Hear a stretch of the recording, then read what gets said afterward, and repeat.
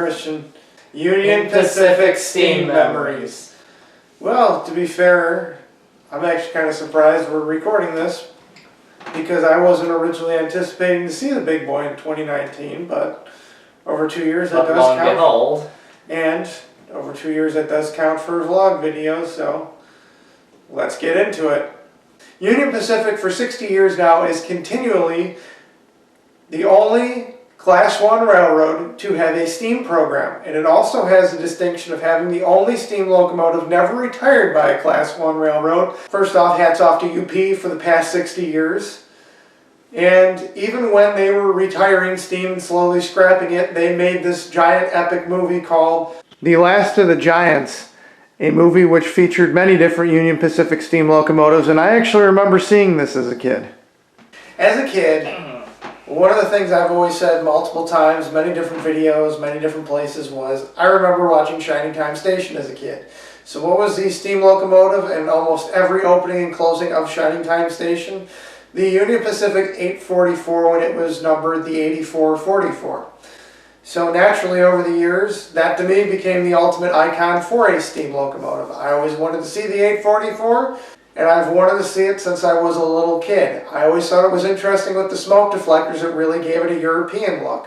The 844 in the Shining Time Station did appear in various different programs I watched as a kid, as did the Union Pacific 3985, the Challenger, that was recently retired. I've seen the tender of the engine once because it was sitting outside of the Cheyenne steam shops. When we first founded our channel and everything, it was always in the back of my mind to go out and see the 844. Never really knew when or how I would be able to get the chance to go out, but it was just always something that was discussed. So 2018, I knew I definitely wanted to see the 844. That was our big trip that year, was knowing that the 844 would only pull one excursion, and that was the Cheyenne Frontier Days excursion. With a ferry move from Cheyenne to Denver, the chase from Denver to Cheyenne and back, and I was pretty much going to call it a chase at that point. So, getting into our planning mode, the three of us embarked so far on our last really major vacation together. Chris, myself, and Matt. And we took a trip out to the west for the first time, to Denver. The scenery out in Denver is absolutely stunning. And our first view of the city was the city skyline dwarfed by the Rocky Mountains. I mean, other than the fact we had nothing but airplane issues getting out there, Denver was pretty cool. Well, that's to be expected, and we got off lucky. Jack in the Box is the best fast food restaurant ever. Yes. I officially say that on our channel. We love Jack in the Box. And I was the one who got him turned on to it before he didn't know what it was. I just was like, oh hey, fast food. But yeah, Denver was definitely a cool city. So day 2, we were pretty much thrown into the mix of the chase. And we got up at a god-awful early time just to make it out to the UP steam shops to set up for our 844 chase. I remember my first glimpse of seeing the 844. It was just sitting in the yard. The sun was at the absolute worst place. Like it always is. Yeah, you could hear the whistle blow for the 5-minute warning, and then right, I guess from where I was standing at, I really didn't get just a good glimpse of how big it was, because really the only public viewing area was where the sun was in the wrong direction. That's where I originally planned on setting up for catching departure. A freight train came last minute and blocked our departure shot as the 844 began to leave. Everyone else in the crowd was just as thoroughly annoyed as us, but hey, I guess you have to expect that when chasing steam on the main line. But I found the first crossing right outside of town, and I actually could not thank that freight train enough, because just so happened when Matt and I moved west that we were lucky enough to station ourselves at a modern signal bridge and the Colorado and Southern Railroad Bridge, where a few photographs of Union Pacific big boys back in the 50s were taken. But I got the shot of the freight train passing underneath it, and that's when the 844, slowly inching out of Cheyenne, pulled out of Cheyenne. I just remember there was my favorite steam locomotive. I was watching it glide as it was literally crawling out of Cheyenne, passing underneath the bridge, and crossing right there under the new signal bridge. And it was after it passed me that I said, wow, And me and Matt then went to go pick up Chris, who was stationed at the Terry Ranch Road. Which, by the way, anyone who has ever shot there, you know it's like the middle of nowhere. It almost feels like the middle of nowhere, but the scenery is just fantastic. And the first time I saw it was coming under that one viaduct coming out of Cheyenne. And I actually got to see it pass under me and go around that curve. The giant S-curve, which I definitely want to shoot Big Boy on that S-curve. Boy, do I want to shoot Big Boy on that S-curve. Now he's all excited.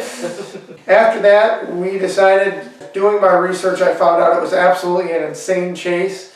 We decided to try and take the highway to get south, when in reality we lost the train. And yeah, we regrouped on the other side of LaSalle and paced the whole thing south to Denver, which really I kind of regret, not trying to find scenic locations to just park out at, wait for it to go by, because really the Cheyenne Frontier Days chase is nothing but a pacer fest. It is possible to get multiple different shots, but for the main point it's just pacing up and down Route 85. No, I was just going to say it's because the track is so close to the road, but They pretty much parallel the whole way mm-hmm. down to Denver, or pretty much most of the way up to Cheyenne. Mm-hmm. So that pretty much right before you hit the Wyoming border it's all parallel. And honestly, knowing that the 2018 Cheyenne Frontier Days excursion was going to take a different route, we pretty much stopped outside of Commerce City, got our last two shots. In reality, we should have tried to follow all the other rail fans, because it went up to the Rio Grande yard, was my understanding, and it went farther north than what it usually does, adding for some more shots for the chase. So after that, we went to the Forney Museum of Transportation, which is really cool, and saw another big boy, the 4005, which is the only big boy locomotive to derail. Then Friday, we just plain spotted, went to a museum and just chilled. Yeah, by the way, if anybody has any better spots at Denver Airport, please let us know, because the spot we picked was awful. Again, that's my fault. Yeah, we went to an Air Force Museum, and then Saturday came, and we were pretty much ready to go into the chase, and again, being a little anxious, we cut out a lot of shots we could have definitely gotten. I think we only got one shot of them departing. And in reality, when the cop came and asked us to move off the bridge, had we moved our car, everyone else was lining up in another publicly viewable area in the yard. But again, we were just trying to figure out how we would come out with decent video. And looking back on the video from that chase, it was just, yeah. I really wish we would have set up. Speechless. It was my favorite steam locomotive, and it's definitely probably going to be higher up than what I would say our least favorite video, because we did get two shots of it at speed, which I'm always thankful for. But I'm just disappointed because we pretty much joined in with everyone else just trying to pace, and in reality, we're just like every other video on YouTube, everyone just pacing the 844 up and down Route 85, and it killed pacing. That chase killed pacing for me. And honestly, at least for us, it's impossible. Honestly, for us, we discovered that even with two people, it's kind of a pain in the rear end. Yeah, but it was... Because you have to position yourself perfectly and then really figure out and really be able to see the train coming and hit the accelerator at the precise moment. I mean, you have to have one guy focusing on driving, you have to have somebody else focusing on doing the video. And while I say this, I do this year, because I've never actually done it, I would actually like to pace the Iowa Interstate 6988 for a chase. Because, well, I do want to get a little more pacing footage on the channel. Not because I like it, but I do want to honestly try it a little more. We were inexperienced. I think I did better pacing when I went to the Huckleberry Railroad 2 weekends later by just setting up my tripod on on the passenger seat and just pace the 464.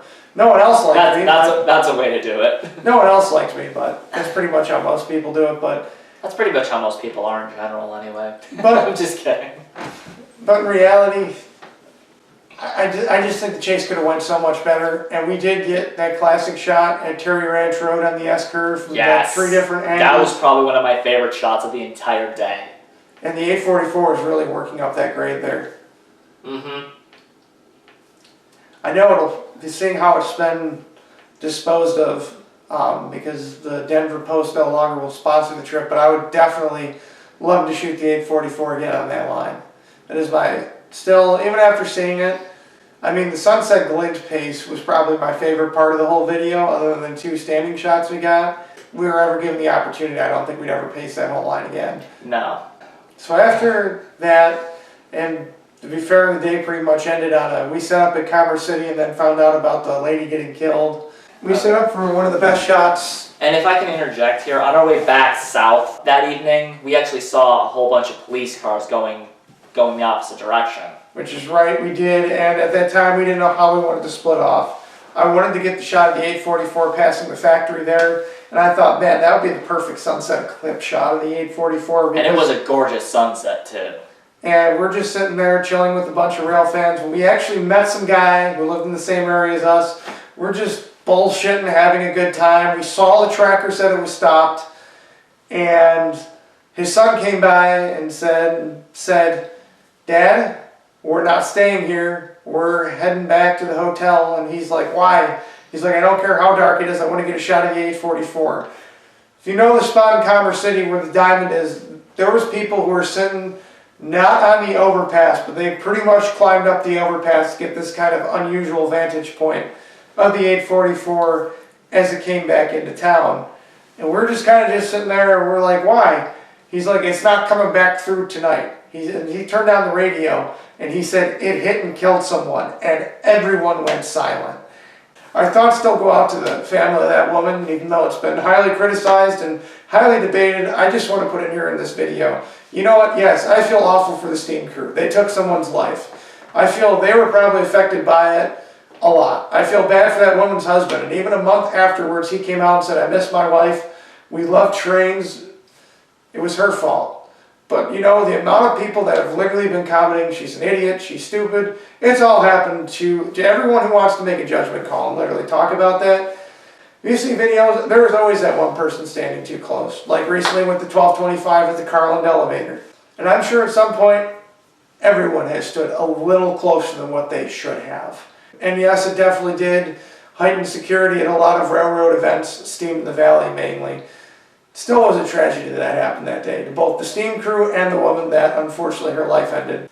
So we kind of left Denver. Really, the mood after that was pretty much, I don't know about him, but I was in a mood of, okay, let's just get home at this point.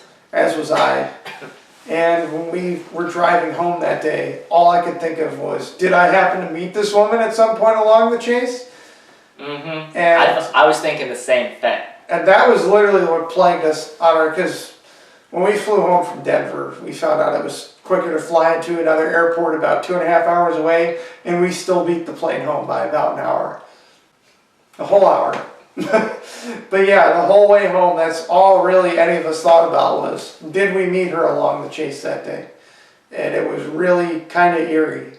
I don't even think we spoke the whole way home. That's literally how I remember our ride home from Denver. So, while we spoke about the 844, I will definitely comment and say I hope at some point this year we do get to see the 844. My favorite steam locomotive. Nice. I would love to give justice to my favorite steam locomotive. So that being said, 2019, what was the biggest event of 2019 even for our channel? 6/11. No. Well, I mean, in terms of coverage, yes. But was actually seeing the big boy. Originally, I didn't want to get caught up in chasing the big boy. I wanted to wait for the crowds to die down. That's why I was absolutely against going out to Ogden, Utah, when originally the idea sounded cool. I said no. I said I wasn't going to chase it even when rumors started flying around that it was coming to the Midwest. I said no. Even when the California excursion was announced, I said no. Then the whole great race across the Midwest was announced. Every single one of my Midwestern friends were like, you're not coming out here? And I was like, no. I don't want to get caught up in the crowds. I have my vacation time reserved for other stuff.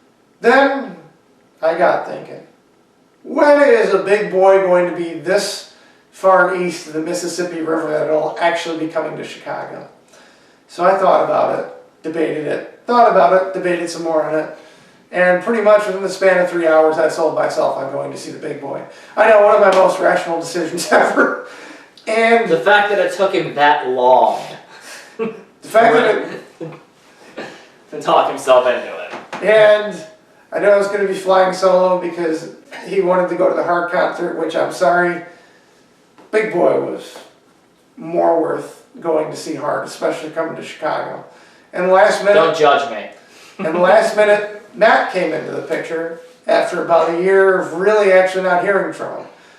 So me and him left to go chase the Big Boy. And I'm going to tell this story again because I love telling this story. I heard it the first, like immediately after, a couple days after he got back, and it's still funny to hear. Anyway, So we drove all through the night. At certain points of the night, we both felt like death. Coffee, energy drinks, coffee, Coke, as in Coca-Cola, and we finally got to Altoona, Wisconsin. I had to get a shot in Altoona, Wisconsin. For some reason, common sense did not really kick into my head because I should have known Altoona, Wisconsin was going to be a zoo. And a lot of the townspeople really were not friendly. And I say that is because I showed up maybe about 40 minutes before the thing was about to leave, and it was almost impossible to find a spot. When I did find a spot, I ran into some jerk that literally wanted to insinuate a fight. So our first subscriber ever, Jackson and Lansing Railroad, told me where he was at. So I went out to Altoona, Wisconsin, and I set up at the spot where there was literally about 4 other people around there. If you've chased any sort of Union Pacific steam before, you know 4 people at a crossing really is light, especially for the Big Boy. So we're just chit-chatting, talking about Altoona, or just chit-chatting, talking about the Big Boy. And he saw the Big Boy the day prior, as did his friend Duncan, as did his friend Michigan Rail Productions. And we're just all sitting there chit-chatting. Time comes, we heard the 4014 leaving, and I heard the whistle on that thing. And it was loud, but not as loud as the 844's whistle. So we're all getting ready. We had our shot all planned up, and it was going to be a great shot. The 4014 would be coming out of the trees, pretty much out of a tunnel of trees. And we heard it get closer, and we got ready, and I hit the record button probably about 30 seconds before it came through that tunnel of trees. And I just remember, there it was, the second it came through the tunnel of trees, the headlight, you saw the whole thing, and this thing literally was so graceful as it glided towards us. I remember just watching it pull up, and I, took my pictures with the camera, and I just remember watching it pass by me.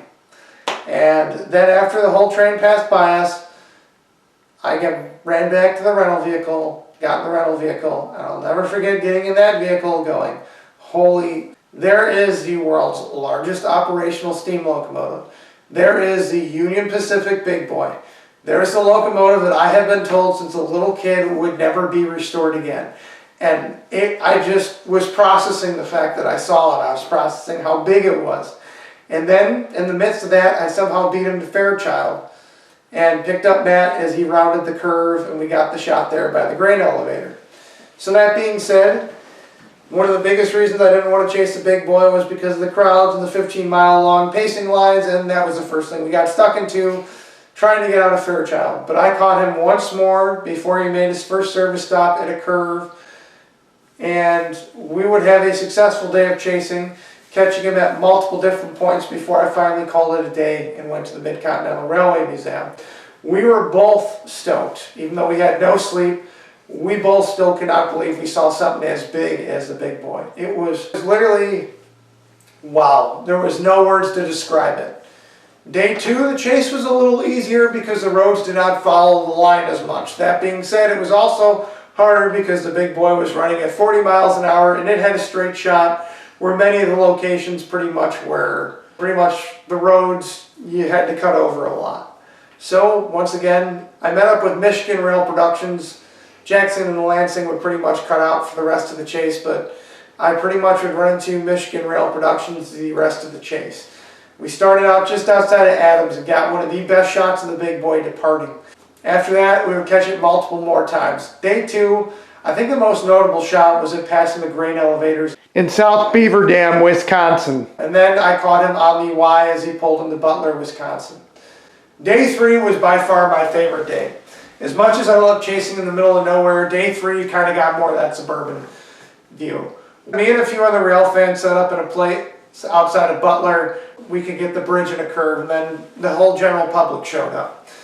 I somehow managed to catch him twice in the Milwaukee area, which was at an overpass where the big boy would pass under the I-94 railroad tracks, which I do not know the line that owns them, before the big boy would pass underneath us. And that was the loudest I heard the big boy work. Then I luckily beat him to the Kenosha Signal Bridge, which is one of the very few remaining Chicago Northwestern Railroad searchlights. And it was just a great day chasing the West Chicago. Got one of my favorite shots though, the whole chase, which was the last shot of the 4014 rounding the curve in Wheaton while passing a metro train. I had seen a shot similar to this of the UP 3985 from years prior, and I wanted to get the shot of the 4014 rounding the same curve, and it was epic. On Saturday, Matt and myself did the UP experience before hitting the road to get home. And that was pretty much it, my chase with Big Boy. After that, I was satisfied with my chase, but I'd be lying if I said here, I mainly recently with an itch to chase West Coast steam, I want to see the Big Boy this year. A lot of rumors right now about it going to the Pacific Northwest. Wherever it goes, I want to go. And I definitely want to catch the Big Boy in the 844 again this year. Don't know when, we're waiting for Union Pacific schedules, but we definitely want to chase the Big Boy this year. I'd love to spend a week with it. So that being said, that's pretty much it for UP Steam. We hope to see the Big Boy this year. I'm Chris. I'm Christian. It's so nice.